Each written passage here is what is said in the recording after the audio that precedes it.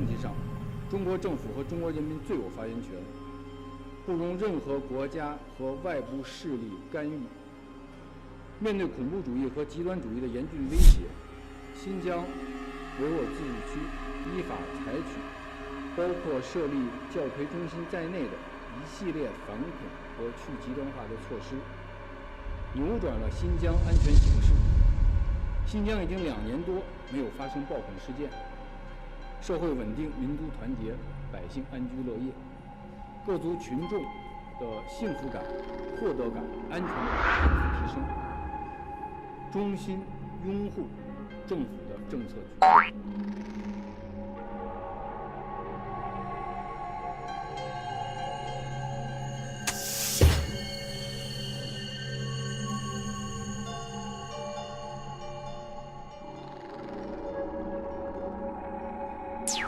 中方已经多次就美方召开所谓的促进宗教自由部长级会议，污蔑抹黑中国的宗教政策和中国宗教信仰自由状况，干涉中国内政的错误言行，表明了中方的严正立场。事实上，美方的做法引起了很多国家的反感和反对，不少国家拒绝参与美方组织的此次会议。印尼最大的穆斯林组织负责人日前公开支持中国政府在新疆采取的政策，认为某些西方国家对中方的指责是出于政治目的，并不符合事实。至于美方成立国际宗教自由联盟，这不过是美方打着宗教自由的幌子，推行自己的价值观，干涉别国内政的工具而已，必然遭到世界上多数国家的反对，也必然会四处碰壁，归于失败。我们奉劝美方尊重事实，摒弃偏见，不要再将宗教问题政治化，不要再亵渎宗教的圣名，不要再干涉他国内政，也不要再去试图扮演什么世界警察。没有新中国，没有共产党，就没有新中国。没有新中国，没有共产党，就没有新中国。This gentleman clearly doesn't want us to film. We were met immediately upon getting off the train. Only a couple miles away, there is a camp. So as they sit here and scan our documents, this is all part of the police state. So the CNN Beijing bureau just spent a week reporting in the western Chinese province of Xinjiang, and it's not an easy place to do journalism. So we wanted to show you a little bit of what we went through, but I think more importantly, tell you why that matters. Xinjiang is the province where the U.S. says China has detained up to 2 million people, nearly all Muslims, in camps over the last few years. Activists say Beijing has done that to try and eliminate Islam within its borders, and ex-detainees have told CNN they were tortured inside while undergoing political indoctrination. China denies that and says these camps aren't prisons, but voluntary vocational training centers that are being used to not eliminate Islam, only Islamic extremism. Now, China's government says that Xinjiang is wide open for us to freely report there. Maybe in theory, but in reality, that's just not true. For example, upon landing there, our welcome gift was a government tail. We've already been followed by 3 or 4 guys, including one of them, who I've seen follow us from the second we got out of the baggage area. That would be this man. He and at least a dozen others followed us every single hour of our 6-day trip, never more than 20 feet away. The car, the train station, the hotel, the room next to mine. So it's a bit of an odd feeling to be in your hotel room at 1 in the morning and knowing that on the other side of this connecting room, which leads to the room next door to mine, there's at least 3 or 4 guys who have been following us around over the past couple weeks. It felt like intimidation tactics. They wanted us to know that we were being followed. And then, of course, there were the uniformed cops that showed up at odd hours. It's almost 1 a.m. So I know, but I was sleeping. just seems unnecessary. Okay. So, this is what happens when you do journalism in Xinjiang. I've lived here for nearly 4 years, and I've watched as things have gotten tougher and tougher for foreign journalists on all types of different stories. Xinjiang is probably just the most extreme example. But beyond just being followed, there were the more obvious attempts to try and make sure that we saw nothing they didn't want us to. For example, a highway we were on was closed for hours due to an accident nowhere to be seen. Not to mention spontaneous roadblocks that specifically target foreigners and ethnic minorities. Our IDs were checked nearly 50 times in 6 days. And the second you book a flight or a train, the government knows about it. And you can tell that because, well, government officials are waiting for you upon arrival. They clearly knew we were coming. They met us at the airport. They're checking our visas. They're telling us they want to accompany us for our own safety. But really, this is just stalling tactics. They know it, we know it, and yet this is the game we'll have to play. China's Ministry of Foreign Affairs say they don't know anything about the harassment we faced, but said Xinjiang is, quote, open and hospitable. The constant tales, the constant harassment, the constant delays, they're more than just inconvenient. They are specific tactics China's government has employed for a long time to prevent journalists from doing their jobs. But in the last few years, there is broad agreement in the foreign journalism community here that it's gotten worse, nowhere more so than Xinjiang. The end result is that it's nearly impossible to freely report on the hundreds of thousands of people that are likely languishing in camps right now, and that means that the rest of the world can't really see what's going on there. This is one of the biggest human rights stories on Earth, and as we saw firsthand, China is actively trying to cover it up.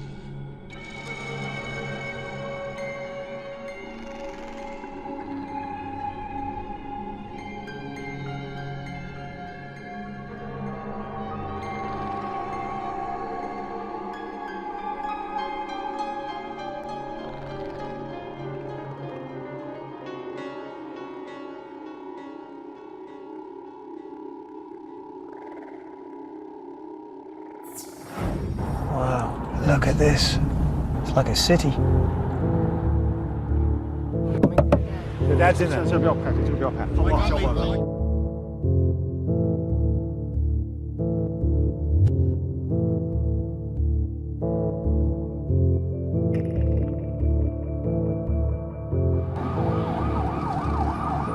In Xinjiang, displays of police might are everywhere. But there's something here they don't want you to see. Huge fences all around it, look. Behind these blue steel walls, in a former school, is what China calls a vocational training centre.